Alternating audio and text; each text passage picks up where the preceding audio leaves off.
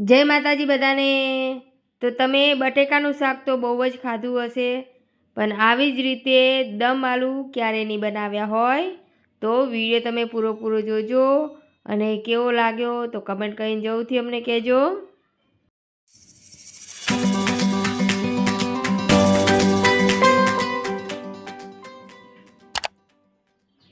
દમ આલુ બનાવવા માટે આપણે બટેકા લઈ લેવાના છે। બટેકા મેં એક સરખા જ લીધા છે, તો એને સરસ 2-3 પાણી ધોઈ નાખવાના છે।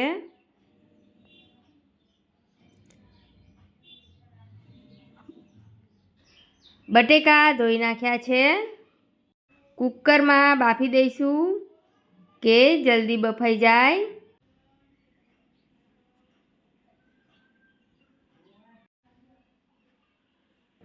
બટેકા બફાઈ ગયા છે તો ચેક કરી લઈશું।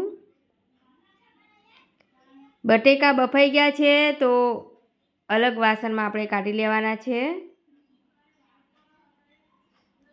અને એને ઠંડા થવા દેવાના છે। પછી તેની છાલ ઉતારવાની છે। બટેકા ઠંડા થઈ ગયા છે તો એની છાલ ઉતારી દઈશું। વિડીયો તમે પૂરો જોજો અને જ્યારે પણ તમે તમારા ઘેર બનાવશો તો આ શાક એકદમ પરફેક્ટ બની તૈયાર થઈ જશે। ઝીણી સમારેલી ડુંગળી, ટમાટર, આદુ, મરચાં અને લસણ લીધા છે અને સરસ ધોઈ નાખ્યા છે અને એની ગ્રેવી બનાવવાની છે। લસણ, મરચાં અને આદુ લઈ લઈશું અને એની ગ્રેવી બનાવી દઈશું। આદુ મરચાંની લસણની ગ્રેવી થઈ ગઈ છે તો અલગ વાસણમાં કાઢી દઈશું। હવે ડુંગળીની ગ્રેવી બનાવીશું।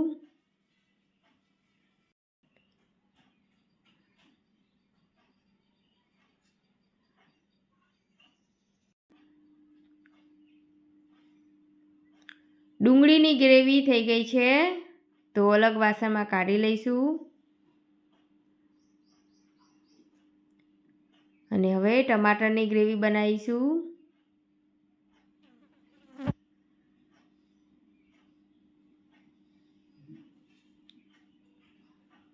તો ટમાટરની ગ્રેવી પણ થઈ ગઈ છે। એક કઢાઈ લઈ લઈશું અને એમાં તેલ નાખીશું।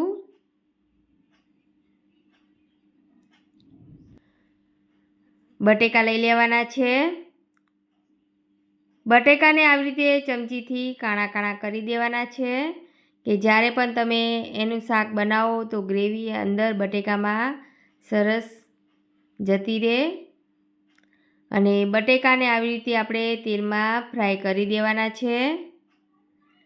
ધીમી આંચ ઉપર આપણે બટેકાને ફ્રાય કરવાના છે।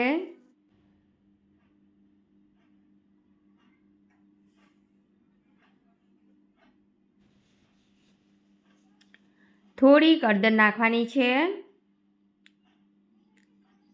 અને થોડુંક મીઠું નાખવાનું છે। ચમચાથી હવે મિક્સ કરીશું। બટેકા ફ્રાય થઈ ગયા છે તો એક થાળીમાં કાઢી દઈશું। તેલ બધું નિતારી દેવાનું છે। બધા બટેકા આપણે થાળીમાં કાઢી લીધા છે। એ જ કઢાઈમાં આપણે તેલ નાખવાનું છે। આખા મસાલા નાખવાના છે। તેજપત્તા, લવિંગ, બાદિયા અને જીરું નાખીશું। હિંગ નાખીશું। આદુ, મરચાં, લસણની પેસ્ટ નાખીશું અને ચમચાથી સરસ મિક્સ કરી દઈશું। ડુંગળીની ગ્રેવી નાખવાની છે। કલર ચેન્જ થાય ત્યાં સુધી ડુંગળીની ગ્રેવીને ચડવા દેવાની છે। ટમાટરની પ્યુરી નાખવાની છે। સરસ હવે એકદમ મિક્સ કરી દઈશું। સરસ એકદમ મિક્સ થઈ ગયું છે તો હવે આપણે મસાલા નાખવાના છે। લાલ મરચું નાખીશું। મરચું તમે તમારા ટેસ્ટ પ્રમાણે નાખી શકો છો। ઓછું તીખું ખાતા હોય તો તમે ઓછું મરચું નાખી શકો છો। હળદર નાખવાની છે। સ્વાદ અનુસાર મીઠું નાખીશું। ધાણા જીરું પાવડર નાખવાનો છે, ગરમ મસાલો, થોડોક મરી પાવડર નાખીશું, ચાટ મસાલો નાખવાનો છે, ચમચાથી સરસ એકદમ મિક્સ કરી દઈશું અને મસાલા બળી ના જાય એટલા માટે આપણે થોડુંક પાણી નાખવાનું છે,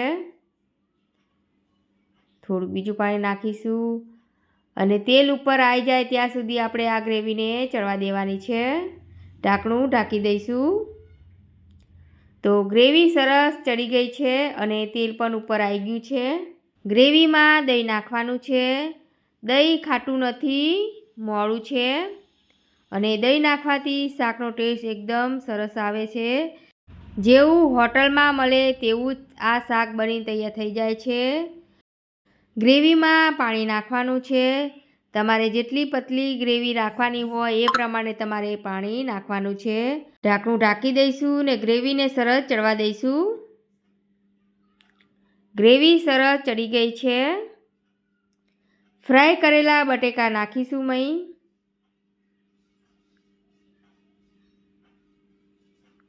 સરસ મિક્સ કરી દઈશું.